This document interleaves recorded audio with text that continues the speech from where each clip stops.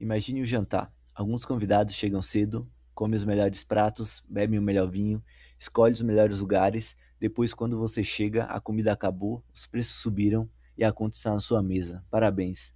Você acabou de entender o efeito Cantillon. Mas o que eu sei, sou apenas um gato.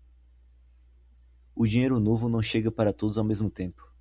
Quando as pessoas ouvem falar em criação de dinheiro, geralmente pensam assim: o governo criou dinheiro, o Banco Central injetou liquidez, os bancos aumentaram o crédito. Mas quase ninguém faz a pergunta mais importante: quem recebe esse dinheiro primeiro? Por que dinheiro novo não aparece magicamente na carteira de todos ao mesmo tempo? Ele entra na economia por caminhos específicos. E quem está mais perto da fonte do novo dinheiro costuma receber antes. Quem está mais longe recebe depois, e muitas vezes recebe apenas os efeitos negativos. Os humanos chamam isso de estímulo econômico. Eu chamo de fila com entrada VIP.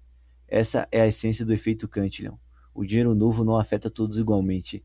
Ele redistribui poder de compra e quase sempre beneficia primeiro quem já está mais próximo do sistema financeiro. O que é o efeito Cantillon? O efeito Cantillon é uma ideia econômica que mostra que a criação de dinheiro não é neutra, ou seja, quando o dinheiro novo é criado, ele não aumenta todos os preços ao mesmo tempo, ele não aumenta todos os salários ao mesmo tempo, ele não beneficia todas as pessoas igualmente. O dinheiro entra por alguns pontos da economia, depois se espalha, e enquanto se espalha, muda preços, incentivos e vantagens.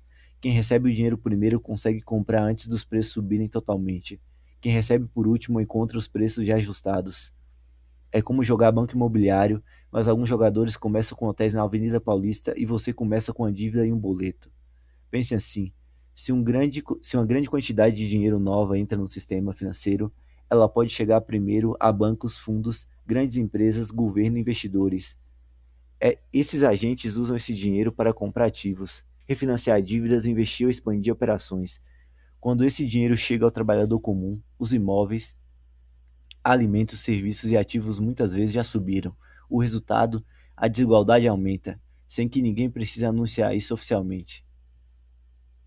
O caminho do dinheiro novo. Vamos imaginar o caminho do dinheiro novo. Primeiro ele nasce no sistema. Pode ser expansão monetária, pode ser por crédito, pode ser por dívida pública, pode ser por política de juros, pode ser por injeção de liquidez. Depois esse dinheiro entra em pontos específicos, bancos, governo, mercado financeiros, grandes empresas, instituições com acesso privilegiado a crédito. Esses grupos recebem antes, depois o dinheiro começa a circular, vai para fornecedores, empresas, contratos, salários, consumo, preços. E só depois chega às pessoas comuns. Mas quando chega, o cenário já mudou. É curioso, o dinheiro novo entra pela cobertura e a inflação sai pela porta da cozinha. O trabalhador comum geralmente não recebe primeiro, ele recebe por último, e muitas vezes não recebe o dinheiro novo diretamente. Recebe apenas o aluguel mais caro, o mercado mais caro, a gasolina mais cara, o imóvel mais distante, o financiamento mais longo, e a sensação de que está sempre correndo atrás. Quem ganha primeiro? Quem está mais perto da criação monetária tende a ter vantagem. Bancos conseguem acesso à liquidez, grandes empresas conseguem crédito mais barato, o governo consegue se financiar, investidores conseguem comprar ativos antes da alta completa. Fundo e instituições financeiras conseguem operar rapidamente. Esses grupos não precisam esperar o reajuste salarial. Eles não dependem do mercado perceber a inflação no carrinho de compras. Eles agem antes, eles compram antes, eles se posicionam antes. Enquanto você espera o dissídio salarial, alguém já comprou o prédio inteiro. Essa é uma diferença fundamental. Quem recebe primeiro compra com dinheiro ainda forte. Quem recebe depois compra com dinheiro já enfraquecido. Por isso, a criação de dinheiro pode parecer positiva para alguns e destrutiva para outros. Depende de onde você está na fila. Quem paga a conta? Agora vem a parte desconfortável. Quem está longe da fonte do dinheiro novo tende a pagar a conta. Trabalhadores assalariados, pequenos poupadores, aposentados, autônomos, pequenos negócios, pessoas que vivem de renda fixa baixa, pessoas que não possuem ativos. Essas pessoas não conseguem reajustar sua renda na mesma velocidade em que os preços sobem. Elas não têm acesso às melhores instituições financeiras, não conseguem crédito barato com a mesma facilidade, não compram ativo antes da valorização. Elas sentem a inflação depois, mas sentem com força. Economistas chamam de assimetria de distribuição monetária. Pessoas normais chamam de novo o mercado ficou mais caro. O problema é que essa transferência não parece transferência. Ninguém tira dinheiro diretamente da sua conta. Ninguém aparece dizendo: Hoje vamos reduzir seu poder de compra, mas o resultado aparece. Você compra menos, poupa menos, investe menos, planeja menos e depende mais do sistema. Por que os ativos sobem antes dos salários? Uma das maiores consequências do efeito Cantillon aparece nos ativos: imóveis, terras, ações, empresas, ouro, Bitcoin. Quando o dinheiro novo entra no sistema financeiro, ele muitas vezes procura ativos. Grandes investidores não costumam deixar dinheiro parado. Eles compram aquilo que preserva ou pode preservar e multiplicar valor. E quando muito dinheiro corre para ativos, os preços sobem. Só que os salários normalmente não sobem na mesma velocidade. Ativos pegam o elevador, salários sobem de escada com a mochila cheia de boleto. É por isso que muitas pessoas sentem que tudo isso constrói patrimônio. É por isso que muitas pessoas sentem que tudo que constrói patrimônio ficou distante. Casa ficou distante, terreno ficou distante, empresas ficaram caras, ações parecem inacessíveis, Bitcoin parece caro, mas talvez não seja apenas o ativo que subiu, talvez a moeda que tenha perdido força. E quem não possui ativo fica para trás. A ilusão de que todos ganham. Quando o dinheiro novo entra na economia, pode parecer que todos estão ganhando. O mercado financeiro sobe, imóveis sobem, empresas crescem, crédito fica mais fácil, consumo aumenta, o governo gasta mais. Tudo parece prosperidade, mas existe uma pergunta essencial: essa riqueza foi realmente criada ou apenas os preços foram inflados? Porque existe uma diferença enorme entre riqueza real e aumento nominal. Riqueza real é produção, energia, alimentos, moradia, tecnologia, conhecimento, ferramentas, infraestrutura. Dinheiro novo não pode, dinheiro novo pode mudar preços, mas não cria automaticamente riqueza real. Se números na tela criassem riqueza, eu abriria uma planilha e resolveria os problemas mundial antes do almoço. O perigo é confundir expansão monetária com prosperidade. No começo parece crescimento, depois aparecem os efeitos: inflação, bolhas, endividamento, desigualdade, perda de poder de compra e frustração social. O efeito Cantillon no dia a dia. O efeito Cantillon pode parecer um conceito distante, mas ele aparece na vida comum. Quando imóveis sobem muito mais rápido do que salários, quando o aluguel aumenta antes da renda acompanhar, quando o mercado fica mais caro, mas o salário continua igual, quando pessoas próximas ao crédito barato compram ativos, quando famílias comuns precisam financiar tudo por mais tempo, quando quem poupou em moeda fraca percebe que perdeu o poder de compra, quando a classe média trabalha mais, mas acumula menos patrimônio, isso não é apenas azar individual, é efeito de um sistema monetário onde a criação de dinheiro não é neutra. Você achava que estava competindo no mercado, na verdade estava competindo contra a impressora.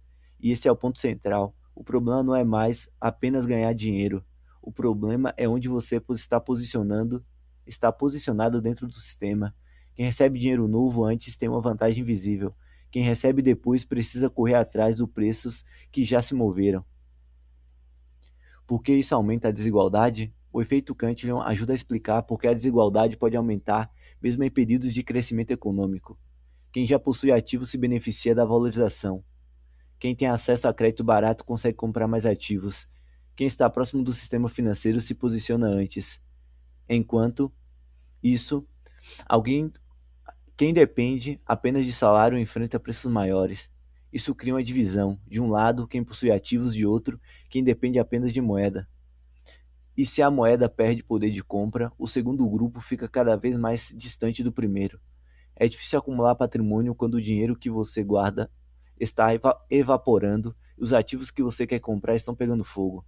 Essa é uma das razões pelas quais muitas pessoas sentem que o jogo ficou mais difícil, não porque elas trabalham menos, não porque elas são preguiçosas, mas porque o sistema recompensa quem está perto da fonte da liquidez e pune quem recebe por último. Onde o Bitcoin entra nessa história? Agora entra o Bitcoin. Bitcoin não resolve todos os problemas do mundo, mas ele muda uma regra fundamental. No Bitcoin ninguém cria dinheiro novo por decisão política.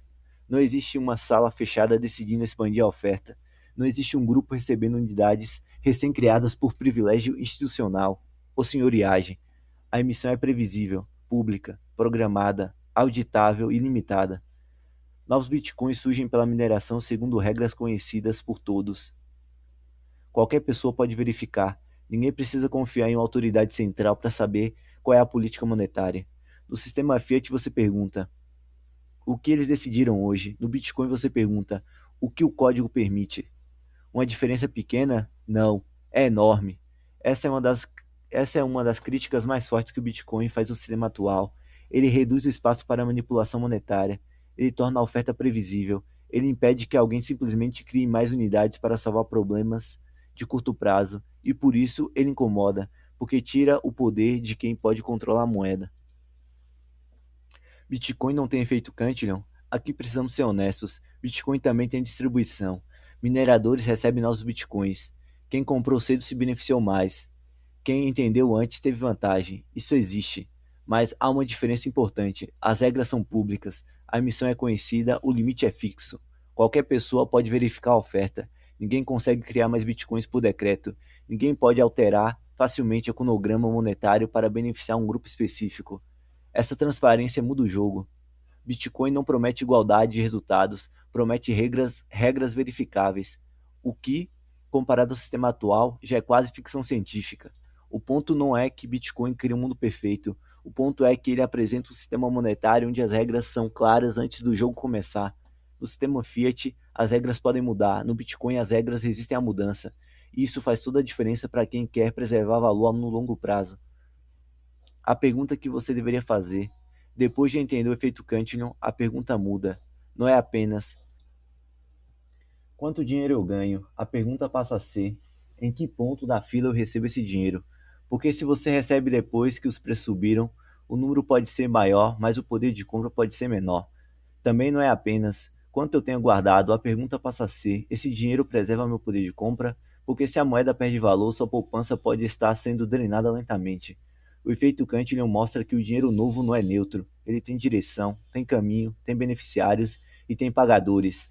Todo o dinheiro novo entra por alguma porta. A pergunta é: você está na porta de entrada ou na fila do caixa? Quando você entende isso, começa a olhar para a inflação, crédito, ativos e bitcoins de outra forma, não como assuntos separados, mas como parte do mesmo sistema.